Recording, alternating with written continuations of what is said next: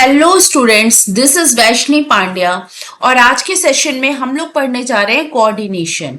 Okay, तो coordination में जिस तरह से मैं आपको ये इमेज के थ्रू दिखाना चाह रही हूँ, समझाना चाह रही हूँ कि लोगों का ऑब्जेक्टिव एक ही रहता है। ऑब्जेक्टिव है कि इसको मिला के एक अच्छा सा स्क्वायर बनाया जाए, लेकिन इस स्क्वायर के चार अलग अलग टुकड़े हैं जिसको मिलाना है हमें। और मिलाने के लिए ये चार पर्सन अलग अलग अपनी अपनी दिशा से एक तरफ हर सिरा मिलाने के लिए और एक स्क्वायर बनाने के लिए कोशिश कर रहे हैं, अपनी अपनी जो है कंट्रीब्यूशन कर रहे हैं। तो इनका कंट्रीब्यूशन हर सब का अपने एक ऑब्जेक्टिव के लिए एक ही होना चाहिए, एक तरफ काम करके मिलके चलना है।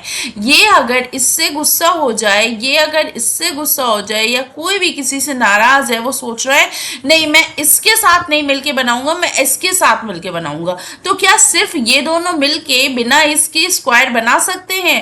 क्या ये बात पॉसिबल है? तो बिल्कुल भी नहीं पॉसिबल है। जब तक कि ये चारों मिलके अपना काम ना करें तब तक भी स्क्वायर बनाना पॉसिबल नहीं है। ठीक है, मेरा ये स्क्वायर भी बहुत अच्छा नहीं बना है, लेकिन मैं आपको समझा रही हूँ कि एक अगर स्क्वायर हमें बनाना है तो स्क्वायर बनाने के लिए इन चारों को एक तरफ एकजुट होकर मिलके काम करना है। सेम यही बात मैं आपको ऑर्गेनाइजेशन के लिए भी बोलूँगी कि ऑर्गेनाइजेशन में अलग अलग बड़े बड़े डिपार्टमेंट्स होते हैं। उन डिपार्टमेंट्स, उस सारे जो वर्कर्स होते हैं, उनका एक ही ऑब्जेक्टिव होता है, वो है ऑर्गेनाइजेशन का ऑब्जेक्टिव। उसी के लिए, उसी के एम के लिए ये सब मिलके काम करते हैं। ठीक है, तो ऑर्गेनाइजेशनल ऑब्जेक्टिव्स के लिए मिलके काम करते हैं, तो ऑर्गेनाइजेशनल ऑब्जेक्टिव्स के जो वर्क होते हैं उसको भी मिलके करना है, उसको भी इन सबको एक साथ सामंजस्य बिठा के करना है। ठीक है, एक साथ एक दूसरे की आपसी सहमति से आगे वर्क करना है। अगर ये लोग आपस में सामंजस्य बैठा के एक दूसरे से कोऑर्डिनेशन करके वर्क आगे नहीं करेंगे तो ऑर्गेनाइजेशनल ऑब्जेक्टिव्स को अचीव करना बहुत ही मुश्किल हो जाएगा। ओके, यही बात आपकी इस जो डायग्राम है उसमें भी समझाई जा रही है। क्लियर है? तो आगे पढ़ते हैं कि हमने अभी तक पढ़ा है कैसे मैनेजमेंट के जो फंक्शंस हैं ये सारे इंटर रिलेटेड हैं। जो प्लानिंग है, इसके बाद ऑर्गेनाइजिंग आएगी, इसके बाद ही आपकी स्टाफिंग आएगी, इसके बाद डायरेक्टिंग आएगी, देन उसके बाद आपकी कंट्रोलिंग आएगी। ये सारी जो फंक्शंस है ये इंटर रिलेटेड है। हमें सबसे पहले प्लानिंग ही करनी है, उसके बाद हम अपने ऑर्गेनाइजेशन की ऑर्गेनाइजिंग करेंगे, फिर स्टाफिंग करेंगे, देन उसके बाद आप जो है डायरेक्टिंग करेंगे और उसके बाद कंट्रोलिंग करेंगे। आप कभी भी बिना प्लानिंग के कंट्रोलिंग तक तो नहीं पहुंच पाएंगे। कंट्रोलिंग करनी है तो आपको पहले प्लानिंग करनी होगी, तभी आप कंट्रोलिंग कर सकते हैं। तो ये सारे क्या है? इंटर रिलेटेड फंक्शन है। कैसे हैं? इंटरलिंक्ड हैं, एक दूसरे से इंटरलिंक्ड हैं। ठीक है, a manager has to link these diverse group towards the achievements of a common goal. तो ये सारे जो ऑब्जेक्टिव्स हैं, जो ये सारे जो फंक्शंस हैं, इसको हमें मिलके काम करना है अपने ऑर्गेनाइजेशनल ऑब्जेक्टिव्स को अचीव करने के लिए।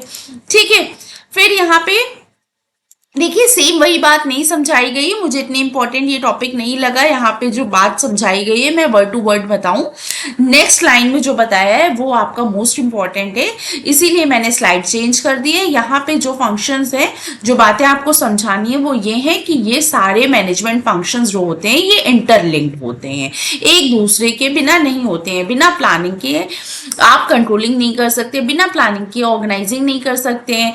ठीक है, तो ये सारी बातें होती हैं। देन इसके बाद आपका आता है coordination, the essence of management. Essence of management keyword है, एमसीक्यू में डायरेक्टली पूछता है एसेंस ऑफ मैनेजमेंट क्या है। एसेंस ऑफ मैनेजमेंट क्या है? Coordination is the essence of management, मतलब मैनेजमेंट का सार है। हम लोगों ने मैनेजमेंट फंक्शंस पढ़े थे, planning, organising, staffing, directing, controlling. इन सबको मिलके काम करना है। कैसे करना है? कोऑर्डिनेट करके करना है। इसीलिए हम लोगों ने वर्ड कोऑर्डिनेशन को एसेंस ऑफ मैनेजमेंट कहा है कि पूरे पूरे मैनेजमेंट का अगर सार है तो सिर्फ और सिर्फ कोऑर्डिनेशन। बिना कोऑर्डिनेशन के हम किसी भी एक्टिविटी को अचीव नहीं कर पाएंगे, किसी भी ऑब्जेक्टिव को हम अचीव नहीं कर पाएंगे। Okay, the process by which a manager synchronizes the activities of different department is known as coordination। तो जो जिस एक्टिविटी को करके मैनेजर जो है डिफरेंट डिपार्टमेंट्स की एक्टिविटी को एक करता है वो है उनका coordination. Okay, coordination is the force that binds all other functions of the management. Coordination ही वो फोर्स है, ये आपका प्लानिंग है, ये आपका ऑर्गेनाइजिंग है, ये आपका स्टाफिंग है, ये आपका डायरेक्टिंग है, ये आपका कंट्रोलिंग है। ठीक है, ये 5 फंक्शंस ऑफ मैनेजमेंट है। यहाँ पे क्या है? कोऑर्डिनेशन। यहाँ पे क्या है? कोऑर्डिनेशन। यहाँ पे क्या है? कोऑर्डिनेशन। यहाँ पे क्या है? कोऑर्डिनेशन। अगर ये कोऑर्डिनेशन नहीं होगा तो हमारी एक्टिविटीज अचीव काम करना बेकार है। अगर हम कोऑर्डिनेट करके एक बाइंडिंग फोर्स कहा गया है, किसको बाइंडिंग फोर्स कहा गया? कोऑर्डिनेशन को। अगर हम मिलके कोऑर्डिनेशन के साथ काम नहीं कर सकते हैं तो हमारा काम करना बेकार है। ठीक है, तो हम अपने ऑर्गेनाइजेशनल ऑब्जेक्टिव्स को अचीव ही नहीं कर पाएंगे। Okay, it is the common thread that runs through all the activities such as purchase, production, sales and finance to ensure continuity in the working of the organization। तो इन्होंने कहा है यही एक कॉमन थ्रेड है। ये जो थ्रेड ग्रीन कलर का आप देख रहे हो लाइन, यही एक कॉमन थ्रेड है जो पूरे के पूरे आपकी एक्टिविटीज को बांधे रखता है। ठीक है, आपको मिलके काम करने के लिए हेल्प करता है, मदद करता है। ओके, तो ये बात बताई गई है यहाँ पे। फिर क्या है? It is however the essence of management. इसीलिए इसको हमने एसेंस ऑफ मैनेजमेंट कहा है। देखिए, किसी ऑर्गेनाइजेशन में कई आपके डिपार्टमेंट्स होते हैं। परचेज डिपार्टमेंट होगा, है ना, फिर क्या होगा? सेल्स डिपार्टमेंट होगा, फाइनेंस डिपार्टमेंट होगा, ठीक है, मैन्युफैक्चरिंग डिपार्टमेंट होगा। तो ये सारे डिपार्टमेंट्स होते हैं अलग अलग जो अपना वर्किंग कल्चर, अपने वर्किंग एक्टिविटीज करते हैं, लेकिन इन सब का ऑब्जेक्टिव होता है ऑर्गेनाइजेशनल ऑब्जेक्टिव्स। तो अगर ये सब मिलके काम नहीं करेंगे तो ऑर्गेनाइजेशन का काम पूरा नहीं होगा, टारगेट अचीव नहीं होगा। परचेज वाला सेल वाले को कुछ इन्फॉर्म ही नहीं कर रहा है, सेल कितनी हो रही है मैन्युफैक्चरिंग वाले को बताया नहीं जा रहा है, मैन्युफैक्चरिंग वाला अपने मैन्युफैक्चरिंग करने में लगा है, सेल वाला फाइनेंस वाले से बात ही नहीं करता है कि कितनी डिस्काउंट देना है, कितना नहीं देना है। तो ये सब चीजें जब ये लोग एक दूसरे से कोऑर्डिनेट नहीं करेंगे तो काम कैसे आगे बढ़ेगा? हम अपने ऑर्गेनाइजेशन में कैसे सक्सेसफुल होंगे? बिल्कुल भी नहीं हो सकते हैं। इसीलिए हमने कोऑर्डिनेशन को एसेंस ऑफ मैनेजमेंट का नाम दिया है। कोऑर्डिनेशन, ध्यान रखना, coordination is not the functions of management. Coordination functions of management नहीं है। कोऑर्डिनेशन को एसेंस ऑफ मैनेजमेंट कहा है। Okay, for achieving harmony among individual efforts towards the accomplishment of group goals. Clear है? Coordination is implicit and inherent in all the functions of the organisation. सभी function में coordination है। The process of coordinating the activities of an organisation begins with the planning stage itself. Planning से ही हमारा coordination का work शुरू हो जाता है। Top management plans for the entire organisation. जिस तरह से हम देखते हैं कि टॉप मैनेजमेंट के लोग पूरे पूरे ऑर्गेनाइजेशन के लिए काम करते हैं, प्लान बनाते हैं। According to these plans the organisational structure is develop and staffed. और इसी प्लानिंग के अकॉर्डिंग ही ऑर्गेनाइजेशनल स्ट्रक्चर बनता है और लोगों को अपॉइंट किया जाता है, स्टाफिंग करी जाती है। In order to ensure that these plans are executed according to plans directed is required. और फिर उसके बाद देखा जाता है कि प्लानिंग के अकॉर्डिंग काम हुआ है कि नहीं हुआ है। क्लियर है? तो ये बात हम लोगों ने यहां पे पढ़ी है। ठीक, नेक्स्ट है आपका Any discrepancies between actual and realized activities are then taken care at the stage of controlling. फिर अगर कोई डेविएशंस होता है, कुछ डिफरेंसेस पाए जाते हैं काम में जो हमने प्लानिंग में किए थे कंट्रोलिंग में नहीं है, तो हम फिर क्या करते हैं, फिर हम कंट्रोलिंग करते हैं और वहीं पे काम को सही करते हैं. तो ये सारी चीजें, ये सारा प्रोसेस बिना कोऑर्डिनेशन के पॉसिबल नहीं है ना. तो कोऑर्डिनेशन को इसीलिए मैं फिर से कहूंगी एसेंस ऑफ मैनेजमेंट कहा गया है.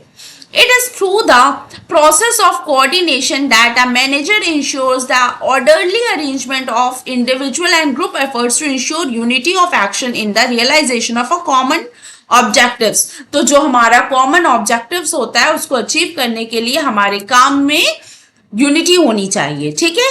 Coordination therefore involves synchronization of the different action or efforts of the various units of an organization. This provides the requisite amount, quality, timing and sequence of efforts which ensure that planned objectives are achieved within the minimum of conflict. So conflicts arise ना हो, कोई problem ना हो, चीजें काफी peacefully हो, इसके लिए coordination is very important. Last में मैं यही कहूंगी और ध्यान रखना हमेशा के लिए कि coordination is not the functions of management, coordination essence of management है. ओके.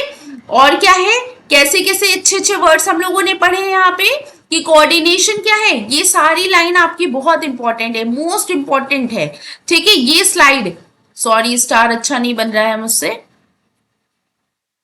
ये स्लाइड आपकी मोस्ट इंपॉर्टेंट स्लाइड है. ठीक है. यहाँ पे जो वर्ड्स है ना, ये आपके कीवर्ड्स हैं. क्लियर है. तो ये आपके कीवर्ड्स हैं. यहाँ पे बहुत अच्छे अच्छे सेंटेंसेस लिखे हैं जिसको आप लोग ध्यान में रख सकते हो. क्या लिखा है पहले, बाइंडिंग फोर्स. क्या, coordination is the force that binds all the other functions. बहुत अच्छी लाइन है बेटा. ये सारे कुछ लाइंस हैं, कुछ आपके कीवर्ड्स होते हैं जिनको आप यूज करके एक्स्ट्रा नंबर गेन कर सकते हो एग्जाम में. बिजनेस स्टडीज क्या है, राइटिंग मटेरियल ही है. आपको लिखने का मटेरियल अच्छा मिलना चाहिए, आपको अच्छे अच्छे सेंटेंसेस मिलने चाहिए, आपको अच्छा अच्छा पैरा मिलना चाहिए. ठीक है. तो आपकी राइटिंग इंप्रूव होगी, आपका आंसर राइटिंग इंप्रूव होगा तो आपको मार्क्स अपने आप मिलेंगे. कॉन्सेप्ट बच्चे एक बार वीडियो देख के समझ लेते हैं तो बच्चों को लगता है हमको सब आता है, लेकिन मेन मोस्ट इंपॉर्टेंट थिंग है कि आप राइटिंग प्रैक्टिस करो अपना घर में. जो कीवर्ड्स मैं देती हूँ, जो सेंटेंसेस मैं बता रही हूँ कि ये मोस्ट इंपॉर्टेंट है, बहुत अच्छे हैं, इसको अच्छे से लिखो, इनको यहाँ से चुराओ और राइटिंग प्रैक्टिस में इनको लिखो. ठीक है. ये बहुत इंपॉर्टेंट है.